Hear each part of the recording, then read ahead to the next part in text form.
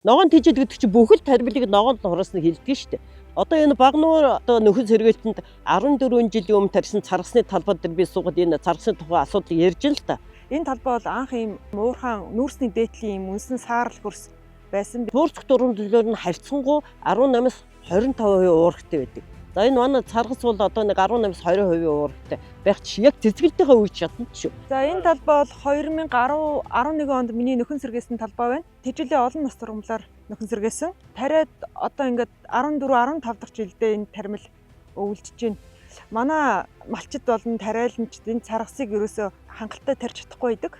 Тэгээ өвлждэггүй гэдэг проблем ярьдаг, асуудал ярьдаг. Ийм олон жил өвлждөг юм аа. Энэ тармил ингээд доктортой ургадаг юм аа гэж харуулах зорилгоор бид энэ талбайд ирсэн байна. За малын тэжээлийн ач холбогдолтой одоо буурч дурмал царгасны аж ахуй биолог, морфологийн онцлогийн талаар одоо би товч та нарт ийм зөвлөгөө өгье. Манай орны бэлчээрт бол одоо 5 зүйлийн царгас ургадаг. За тэндээс 4 зүйл нь олон нас, нэг нь бол нэг нас царгас байдаг. За манай эрдэмтэд бол 1948 оноос эхлээд царгасны сорт гаргах юун дээр хайсан гэж хүн ажиллаад энэ нутгийн шар царгасыг Оросын хөх царгастай ирлий зүйлээд бургалтай гэдэг сортыг одоо ингээд 86 онд батлуулсан юм аа. За энэний аж ахуй биолог, морфолог Монгол орны бүх нутаг дэвсгэрт одоо бүс-бүст нь одоо мал аж ахуй бэлчээд тэжээлийн хүрээлэнгийн эрдэмтэд энэ ургамлыг тэжээлд яаж тарих вэ? Ямар тэжээл хийх вэ? Хөрсөндөө ямар одоо ач холбогдолтой гэдэг судалгаа явуулсан. Жишээлбэл за энэ царгасыг бид нар одоо ингээд тариаллаа гэхэд ямар ч гэсэн жилдээ бол хөрсөндөө бол одоо нэг 150-аас 250 кг одоо азотыг хоримтлуулдаг. Тэр жилээр өөр. Одоо амьдралын анхны жилдээ нэг өөр, хоёр дахь жилдээ өөр. Энэ бол одоо бүтээлүүдэд одоо ингээд бичигдсэн байгаа учраас хөрснөөхөө үржил чимийг сайжруулж байгаа нэгдүгээр. Ер нь бол үржил шим муутай ядмаг хөрс гэж хэлнэ. Ер нь бол байгалийн атар газарсаг ч юм уу тийм үржил шимтэй хөрс биш шүү дээ. Ер нь бол та нар нүүрсний дээдлийн үе шатыг харж ин тэ. Ингээд сав саарл хөрс. Түүний дээр ингээд 20 см 30 см саарл хөрс бор хөрс байгаа шүү дээ. Тэгээ олон жил ийм дарагдмал хөрсөн дээр бид нар энэ хөрсийг сайжруулах налуугийн тогтвортой байдлыг хангах гэж одоо энэ таримлыг тарьсан баг. Ер нь бол царгас бол талбайдаа нэг хөрсийг нөхөн сэргээх зорилгоор бид нар тарьсан байгаа. Энэ талбай бол анх ийм одоо яг ийм уурхаан нүүрсний дээдлийн ийм үнсэн саарл хөрс байсан. Бид нар дээр нь 10-аас 20 см бор шорон хөрс дэвсээд өнөөдрийн энэ бэлчээр бараг идэгсэн талбайг та нар харж байна. Ерөөсөө л бэлчээр уурах тэжээл ихтэй, царгас ихтэй тэжээл. Одоо бол энэ бараг байгалийн бэлчээр бүрэн нөхөн сэргээгдсэн, унган төрх рүүгээ бараг орчихсон. Одоо бараг хулган зурам үүрлэхээр болчихсон тий. Эрүүл болчихсон байна л гэж би хувьдаа үзэж байгаа.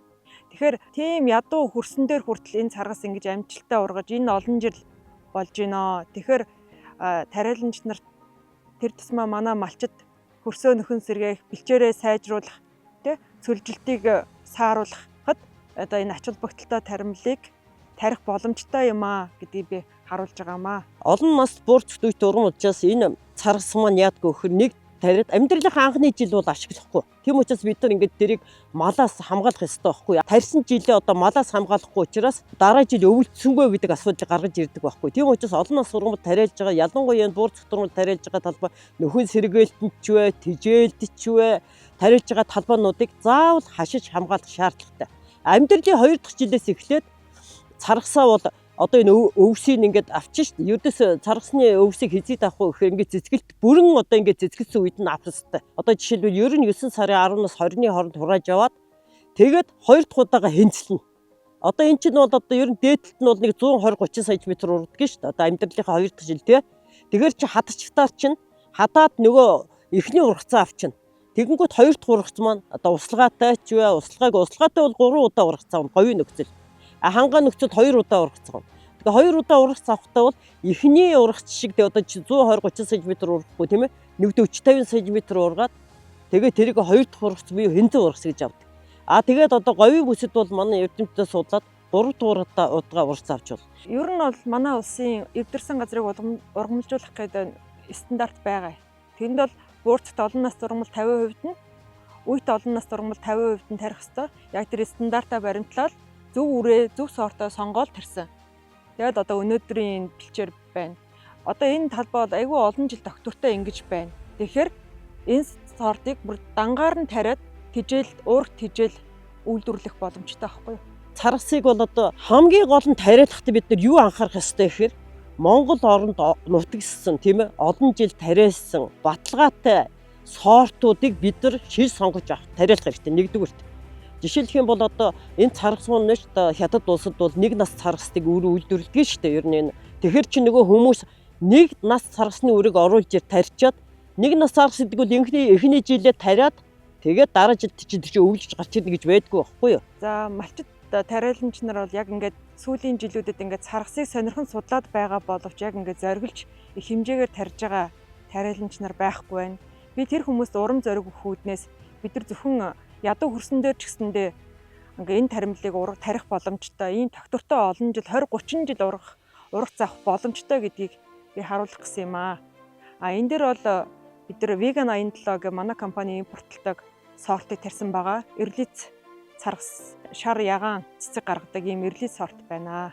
Тэгээ ер нь энэ олон нас буурч дөрөв нэг нас буурч дөрөв агаарын азотыг хөрсний азоттой одоо фиксатлаад тэгээд нөгөө ургамд ашиглагдах тэр нөхцөлийг бүрдүүлж өгдөг байхгүй. Тэргээрээ ердөөс нэг нас буурчтай ургамдууч ашигтай олон нас буурч тэр чи одоо манай эрдэмтэд одоо тогтоогод эхний жилээс авахд ингээд судлахад ер нь үнц нь 6 м гүн явдаг учраас нөгөө гант эцвэртийн тэргээрээ тайлагддаг байхгүй. Яг гэвэл гүний авч одоо ашиглаж чадах нь шүү тийм ээ.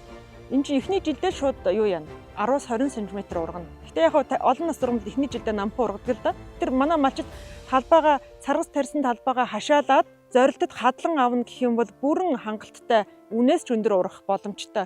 Энэ зүгээр сая бидрийг ирэхэд адуу орсон байсан шүү дээ.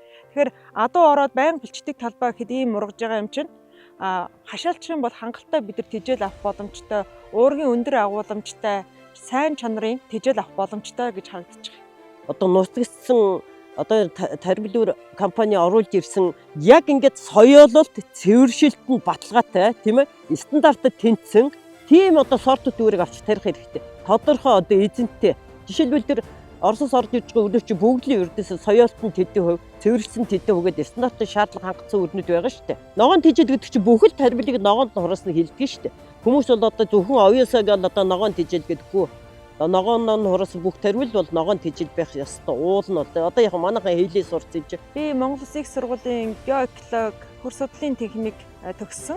Би тухайн үед Дорж хотоо Гончиг сумлай Батшиг гээд хөрсний докторудаар хөр судлалын хичээл заалгаж байсан. Түүнээс хойш хөрсний чиглэлээр хөр сайжруулах чиглэлээр ажилласан.